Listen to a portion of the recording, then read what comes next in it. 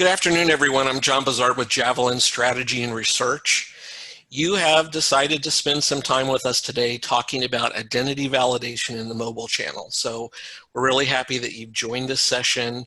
I'm even happier to be joined by three professionals that are really going to carry this conversation and make it interesting and informative and fun as well. So let's meet the panel very quickly. We have Kevin, Benz, and Rich with us. So Kevin, would you like to just say hello, introduce yourself, and where you're from and what you do, and then we'll have Benz and Rich do the same. Sure, sounds good. Nice to meet you, everyone. So I'm Kevin Goschalk, and I am the CEO and founder of a company called Arcos Labs. We are a fraud prevention company, and our job is pretty simple. It's to make the cost of making attacks or committing fraud against a company more expensive than the return on investment they get back from doing so. So we protect things like account logins, account sign up, and really the intention is just to drive the ROI to a point where attackers are not making money. And we do that kind of by way of, a risk engine. We also have challenge technology, which really fatigues bad actors. So it's kind of an interesting approach. And we're very fortunate to be venture-backed by PayPal and Microsoft. We work with both of them and a range of other large enterprise companies. So it's a lot of fun. Nice. Benz? Yeah, thanks, John. I'm Benz. I'm in charge of operations at Sion. I'm one of the co-founders. We're a very young risk tech company. Actually, we started out about 3.5 years ago now with my co-founder, Thomas. And we do something that's quite simple. We focus on data enrichment related to online points of authentication. And on top of that, we've managed to build up a risk tech solution. Basically, our aim is to make the life of fraud and risk managers much easier. We're just providing a tool in their hands that is increasing their productivity on a daily basis. That's pretty much what we do. Nice. Rich? Hi, Rich Stuppy, Chief Customer Experience Officer at Count. Count is a fraud control business that helps companies protect themselves from people that use stolen credit cards, stolen identities, and stolen credentials to commit fraud against their business. We work directly with businesses of all types, but we have a particular competency in payment processors, gateways, and acquirers as helping protect their payment stream, which mobile, as you know, has become quite an important part of that channel. Awesome. It's great hearing all of you talk about what you do, because I really like hearing things like, let's make the cost of the criminals increase far beyond what it's worth for them to do what they're doing. And also digging into data and validating ID, which is kind of why we're here. Javelin had a study that came out this year. It's our annual identity fraud study. And we had some pretty powerful numbers in there. I mean, it's pretty obvious that criminals are busy using every means possible to steal identities, and then they use that information to penetrate digital channels. So a few things for us to think about as we go through with our conversation. Account takeover fraud has increased 72% during our study year of 2019. Those losses reached about $17 billion. And the impact crosses over to businesses everywhere where technology is trying to create this smooth customer experience, and we're still jousting with criminals as they're penetrating using a variety of techniques, nonetheless, using identities that are fake, counterfeit, and synthetic in a blend. So why don't we do this? Guys, let's kick off the panel with each of you sharing one of the fraud trends you're seeing in this space, and then maybe we'll try to break that down a little bit. And Rich, do you want to start? Sure. I think the biggest trend that I've seen is, and fraud plays a part of it, is the massive acceleration in digitization that has occurred. And what we're really seeing is companies that had previously had somewhat of a focus on digital have really doubled down on that. McKinsey just published a report that said they saw 10 years of digital acceleration in just a few months. What I think that means, based on COVID, is that we are heading for an unprecedented holiday season that I don't think anybody knows what's going to happen for sure. But I know that there's these digital channels can be prone to fraud, especially if you're new to them, and the level of fraud is certainly increasing. Makes sense. What about you, Kevin? What are you seeing? Yeah, so one thing that we've seen is just the return on investment for criminals has ballooned because there is just so many more people online. So you think of like a gaming platform or a streaming platform or any of these big kind of tech companies, just the number of users has skyrocketed. So the actual return on investment for being a successful attack, account takeover, these are net worth more now because more people online, more targets to go after, and when you do get in, there's more things you can do, right? And that itself has driven a huge increase in fraud. We're actually seeing about a 30% increase in fraud across our network.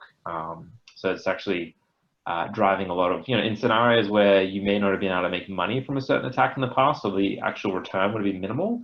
The return now actually might be quite significant. So it's actually enabling new fraud scenarios because of that. And it's to Rich's point, I think, because more people are online, it's just fueling the opportunity for fraud even more. Vince, your opinion? Yeah, absolutely. I've been collecting information from our account managers in terms of what they're hearing from our merchants and operators. And in fact, we have been seeing a larger amount of friendly fraud, as well as first-party chargeback fraud. Basically, I'm assuming this is due to the fact that there's economic ripple effects related to COVID, which we're just bordering, I would say. So there's more to come. But definitely money mule scams, ID theft, anywhere where average consumers are having a harder time in terms of making their payments and so on. We're just seeing the start of all of the ripple effects related to all of these. I think all of those are really valid points that you're making, and we are seeing, of course, digital acceleration. COVID has certainly been an indicator of that. There are plenty of consumers who are legitimately just getting into the mobile channels out of convenience and necessity. They're also using things for the very first time that maybe they wouldn't have imagined that they would use before. P2P, peerless payments to one another for basic staples and things that they need, and they're falling prey to criminal networks. There is a tremendous sort of mule economy that's out there where there are people that are advertising themselves as crime as a service, as well as social media recruits of young people, etc. So we may delve into that a little bit later, but I'm curious if our panel has some opinions on what is the starting point. If you are really looking for an identity authentication product today and you're a company that you feel like you're sort of behind, is there a good starting off point? Are we able to scale and bridge the needs of various corporate needs with what we have today? So we're sort of like the starting off point, and anyone's welcome to comment on that if they'd like. Great. I'll start. We were all being polite and pausing for a couple of seconds. So Sure. I'll let everybody chime in there. I think the first place that you start is having a really solid understanding of your complete digital customer journey and understanding where the points that you want to measure for fraud and risk and safety. And I think the concept of continuous fraud prevention and continuous sorts of authentication and measurement is really important there, but I think you still have to measure at particular points where the value is transferred. And so if you get those fast enough and close enough together, it's really sort of like a individual snapshots, but if they're close enough together, it's like a kid's picture flip book where it looks like a motion picture, it looks continuous, but knowing your customer journey, knowing where the value is, and knowing what the fraud mindset will do to your customer journey, I think that's the place to start. I think, That's really great advice. Yeah, Kevin? Yeah, adding to that, I think, if you're seeing attacks or you're seeing fraud and you want to figure out, okay, what's the best way to mitigate this, you need to think through the perspective of how are they doing this attack.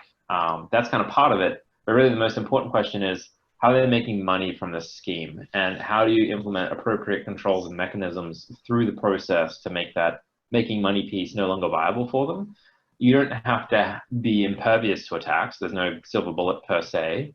You just need to make it uneconomical, because ultimately any scenario where you're letting good customers in, of course, bad actors can get in. But if it's designed in such a way that it's not profitable for the bad actors, then they'll look for different targets. And that might mean, for example, maybe you actually need to secure at the very start of the journey as opposed to the point where they're actually making money. Maybe it's not the payment piece that you're really having problems with. That's just where they're extracting money. Maybe there's a different piece in the product or your platform or your app earlier in the flow where you should be looking at protecting. So it really comes down to thinking through the mindset of what does it take to attack you, how do they make money from it, and then what's the best way you have to kind of grip and add appropriate friction to the bad actors to make that not economical. Makes sense. Yeah, I agree 100% with, and these were very solid points which were mentioned by Rich and Kevin. I believe that when you're assessing this customer journey and you're trying to think with the mind of the fraudster, there's a bunch of solutions out there. That's why myself, Rich, Kevin, we're all here. And everybody's doing a part of the risk assessment measures in a very different way. Maybe somebody's focusing on, looking at the device of the potential user. Maybe somebody's doing identity validation. Maybe somebody else is very good at looking at the email address and the IP address of the user. And the last point that I want to make related to this is when you're actually thinking through this whole process, reach out to the relevant tools that you have available. Look at the market and think with the mind of the fraudster and look at the various authentication points and implement the relevant friction that has to be implemented at that point, because there's a bunch of solutions out there which can solve your problem. I think that's really good advice. And so really when I envision what I would be doing if I were looking for solutions, I think it makes perfect sense, gentlemen, to create at the corporate level sort of a customer journey map. And while that may sometimes border very closely into a cliche if you allowed it to be, there's really a great value that you can get from creating a visual of where is the consumer coming into our environment and where do we need that technology to rise up and meet them from contact points. And I can see that Vince is agreeing with me on that. There are so many facets to it. I also think, and I'm curious, panel, if you would agree, not every corporate entity out there needs or is looking for like an enterprise-wide solution, but they have to identify what they do need. So if it's literally a teller line and you need a counterfeit detection for ID, then that's probably what you should be looking for. But looking and understanding what you're actually trying to find is really important. I would like for all of you to talk a little bit about trusted device, because I think as more and more consumers are clearly moving around with handheld devices of all sorts, what kind of importance does that place on us from a fraud detection prevention perspective? If anybody would like to talk about trusted device and the monitoring, of course, as well. Yeah, sure. Again, coming back to my previous point, I think you have to look at the question from a wider perspective. Trusted device is a really good point of authentication. I mean, mobile device of the users. We've been talking about the mobile channel. It's great. Everybody has a mobile phone, and most likely it's hard to steal. There's biometrics related to authenticating yourself through the mobile channel. But nevertheless,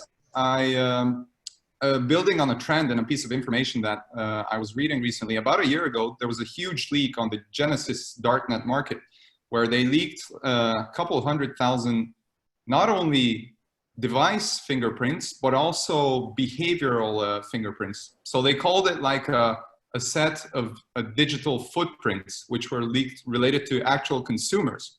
So that's really crazy, right? It pretty much builds on the idea that in today's world, fraudsters are always going to find a way, and looking at one single data point related to a customer or a consumer is not really enough. So trusted device, surely it's really effective to look at, but nevertheless, you always have to rely on this multi-stack method that I was referring to in my previous thought process. That's just my opinion, of course. Yeah, no, I think that's and we look at it from that perspective too, because again, it's all about ROI. If it makes sense for them to pay $60 to get your biometric signal and your device ID, because they're going to make more than that, then they're going to do it, right? So it all comes back to cost, I think, at the end of the day. Like, there is no silver bullet with identity. And again, you also have to support, on enrolling or onboarding new customers. We can't just focus on, account protection. You've also got to think about how do we, make sure this is actually the person who says it is when they're enrolling for accounts.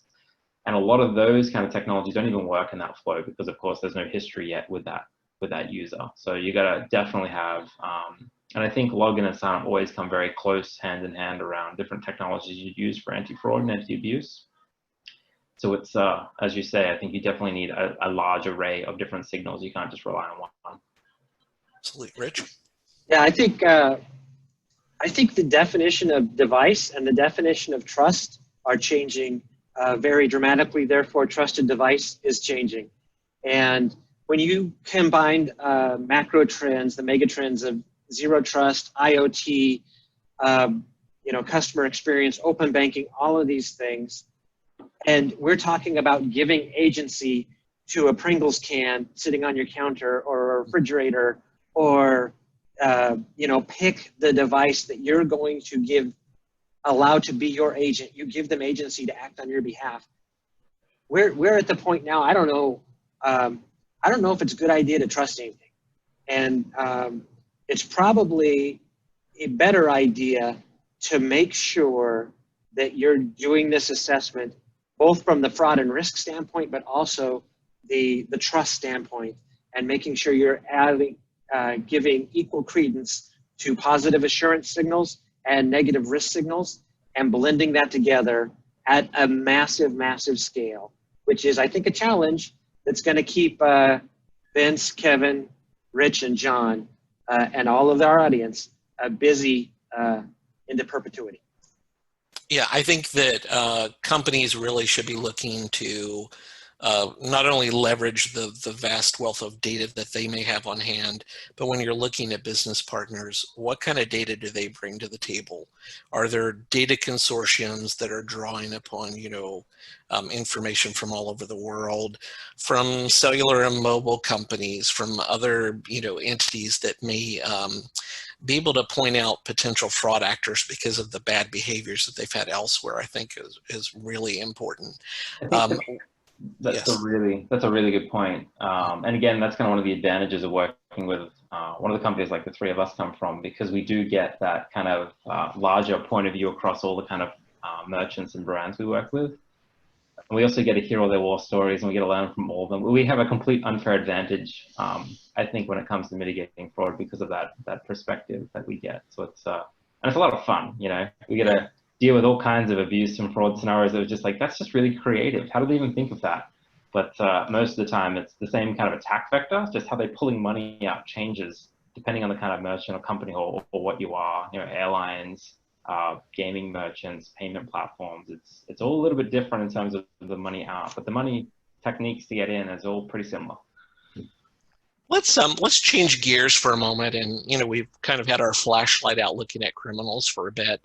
I want to talk a little bit about consumer behavior. Javelin research indicates, especially recently with our identity fraud study, that consumers still favor and love their static passwords due to primarily familiarity and ease of use. It isn't that consumers are reluctant or do not believe in biometrics or stronger forms of authentication, but our research has really indicated that the consumers are like, well, hey, until you make me use something else, this is what I'm going to use. So it concerns me that we have consumers that potentially are weakening the strands of what we're all trying to do here. Mm-hmm. We know that social media is full of money mule recruitment, et cetera. But my question to the panel is, how bad is it? Are consumers really contributing to weaknesses in security? And the second part of that is, do you have any suggestions for getting them into more safer digital behaviors? I mean, there's got to be some interesting points of view on this panel about that, and anyone can comment. I can take an initial stab. I think the answer is absolutely yes. Consumers are contributing to the downfall of their accounts and integrity and things online.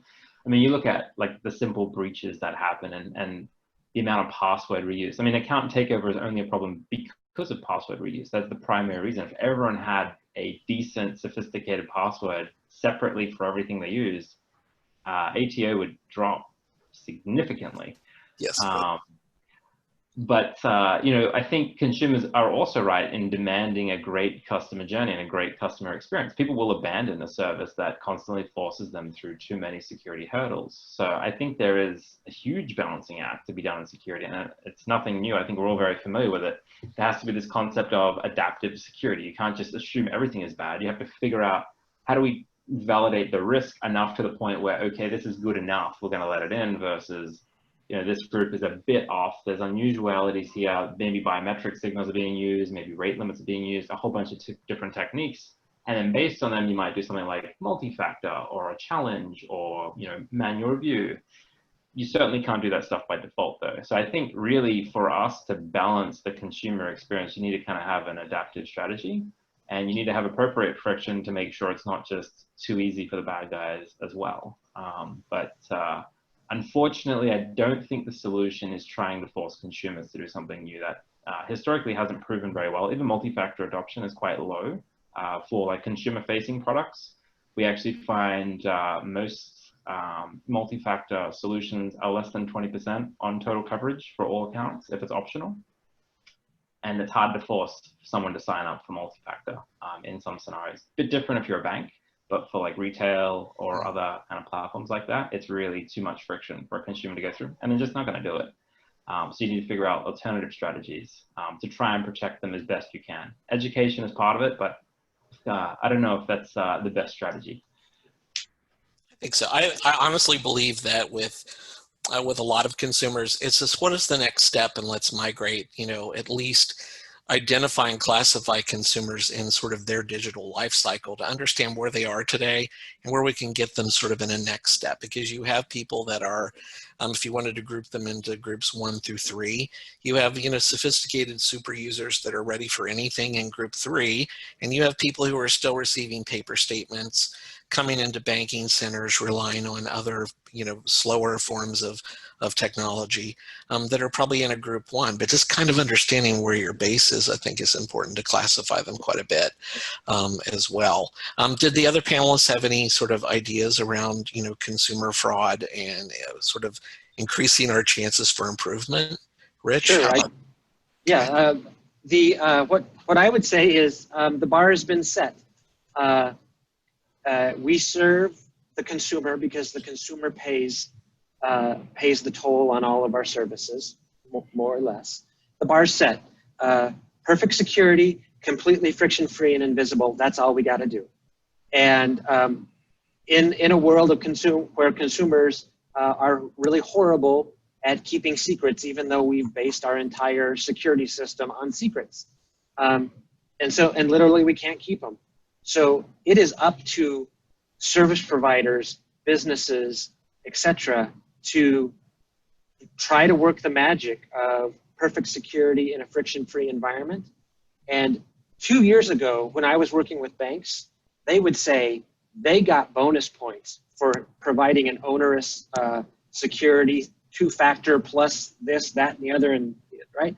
That has changed, and the people that maintain that line of thinking are losing business in droves.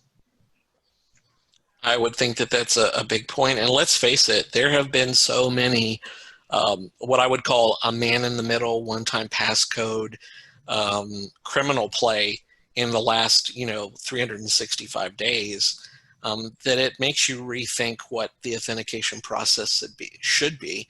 Because quite frankly, if a criminal can step in, take over an account, directly reach out to a consumer, and quickly, within 5 seconds, socially engineer them to divulge their one-time passcode and take over their account very quickly.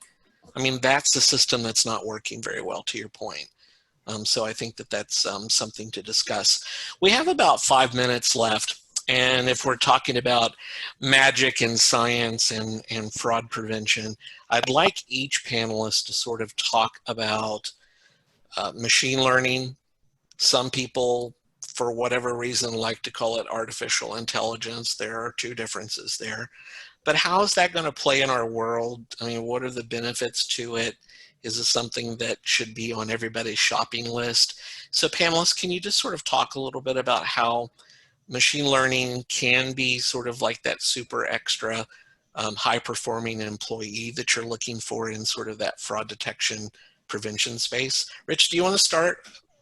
Sure. I think machine learning is valuable to provide size, scale, and speed that people can't do.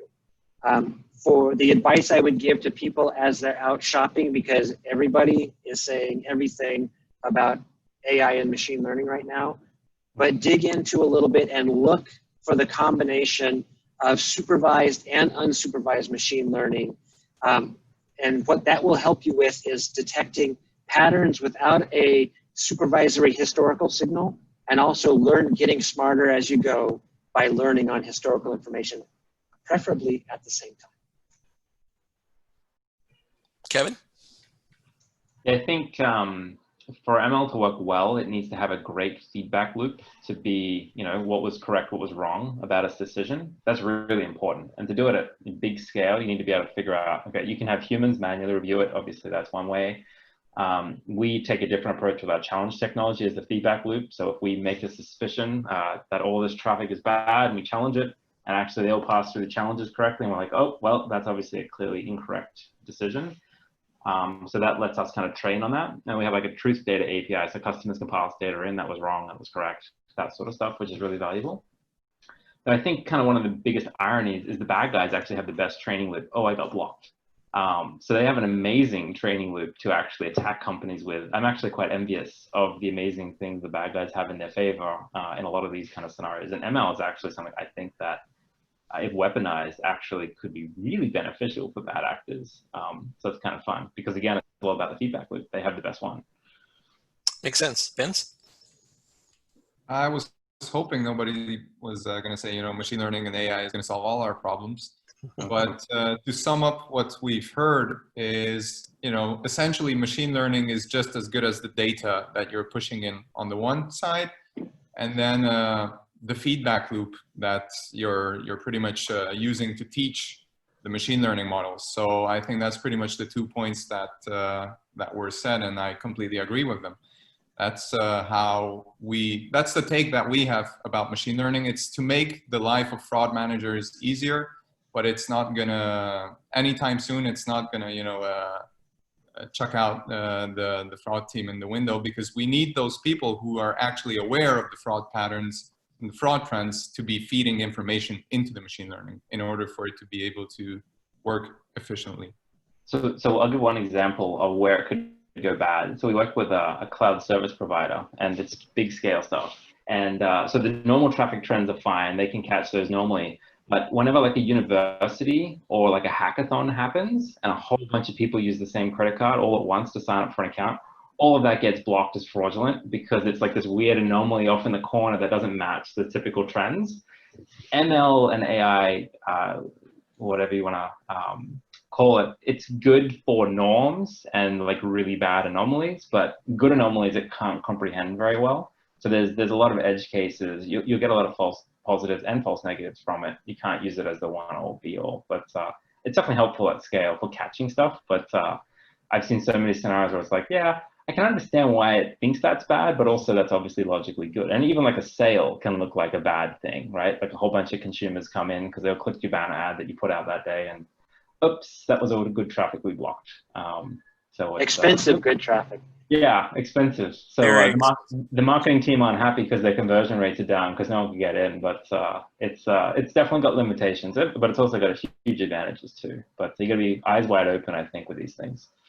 Yeah, I think if I were advising some of our clients today, one of the things that I've learned through implementing sort of a machine learning instance is making sure, everybody has a decision engine that's running in parallel somewhere in the world.